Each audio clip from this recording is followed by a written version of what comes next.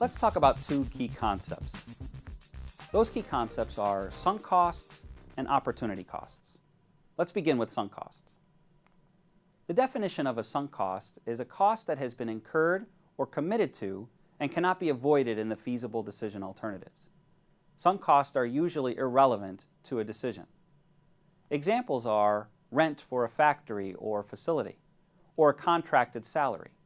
If you've agreed to pay these costs regardless of outcome over the next year, then they're sunk. They have occurred in the past and they cannot be recovered. Again, these types of costs will be irrelevant in many decision settings. Now, are all fixed costs sunk? We can't necessarily think about sunk costs as perfectly related to cost behavior. In truth, we have to think about whether a cost is avoidable. Just because a cost doesn't change with some level of activity doesn't mean that we can't get out of it in some way. Suppose you have rented an apartment or a home for the next 2 years. And over the first year you've signed a lease and you intend to live in that home for 2 years and intend to sign a lease going forward. That cost is fixed. No matter how many nights you stay there, the cost is the same over the next 2 years.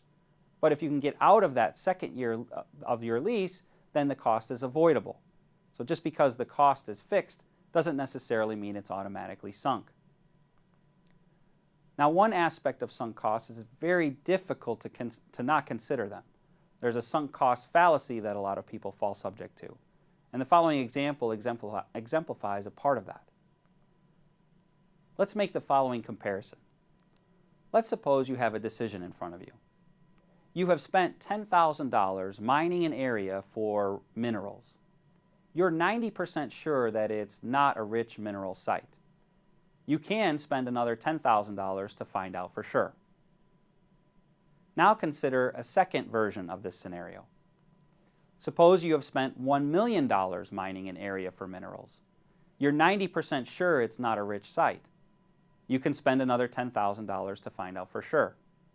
Now, regardless of what your decision is, let's compare these two scenarios. They seem quite different, but in fact, they are the same decision. Whether or not you spend another $10,000 to find out for sure. The fact that they feel quite different is because of the initial investment that has already been made. In the first scenario, you've spent $10,000 in the past. In the second scenario, you've spent $1 million. But in both of these scenarios, the $10,000 upfront investment and the $1 million upfront investment are sunk costs. They cannot be recovered.